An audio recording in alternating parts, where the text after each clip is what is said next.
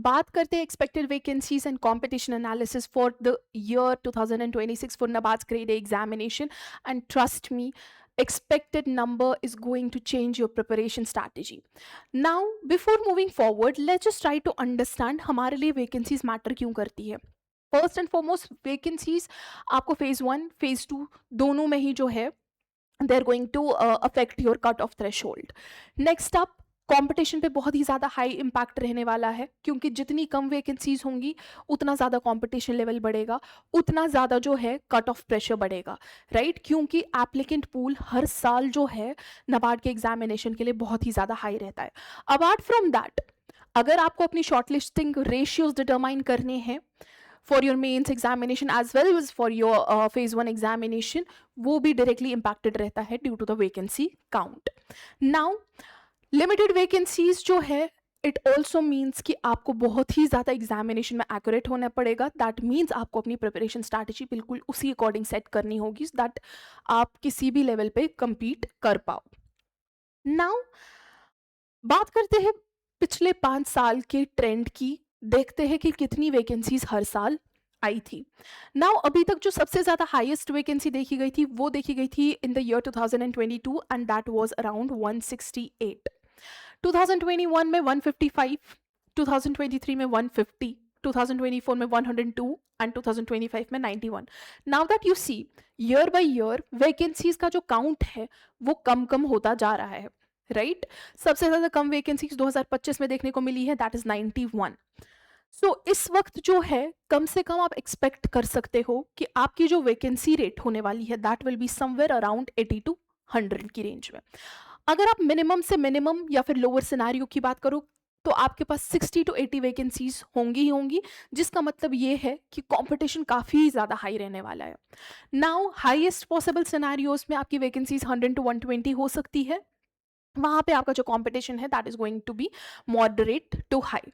Now जो likely scenario है that can be followed, okay, that is going to be 80 to 100.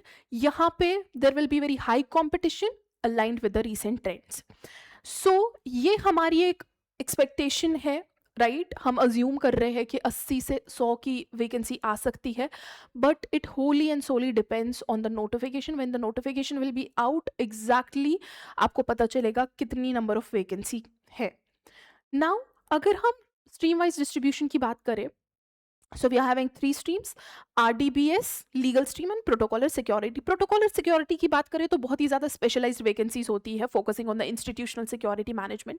तो यहाँ पे बहुत ही limited number of vacancies होती है. legal stream की भी बात करें तो वहाँ पे भी बहुत ही ज़्यादा qualified individuals चाहिए होंगी, specialized streams होती है, तो बिल्कुल कम vacancies होती है as compared to RDBS. सबसे ज़्यादा जो highest number of vacancies होती है वो होती है RDBS में, राइट? क्योंकि this serves as the core generalist entry channel, right? So अगर हमने देखना है स्ट्रीम वाइज डिस्ट्रीब्यूशन भी, ये भी आपको आपकी ऑफिशियल नोटिफिकेशन से पता चल जाएगा. Now let's talk about the competition and the cut off impact.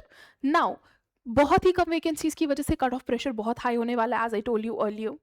Next, RDBS जो है it continues to attract the largest applicant pool. हर साल RDBS के लिए ही जो लोग हैं वो अप्लाई करते हैं मोस्टली.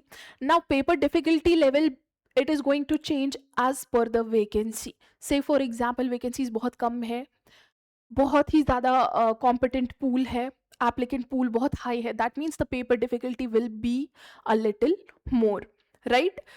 देन एस्पिरेंट्स जो है, जो आप अभी अगर NABARD के एग्जामिनेशन के लिए प्रिपेयर कर रहे हो, you need to set the target scores based on the last year's cut off, या फिर पास 5 साल का कट ऑफ आप लेके चलो. उस पर भी हमने एक अलग वीडियो बना रखी है कि कितना कितना कट ऑफ किस साल गया है, आप हमारी चैनल पे चेक कर सकते हैं.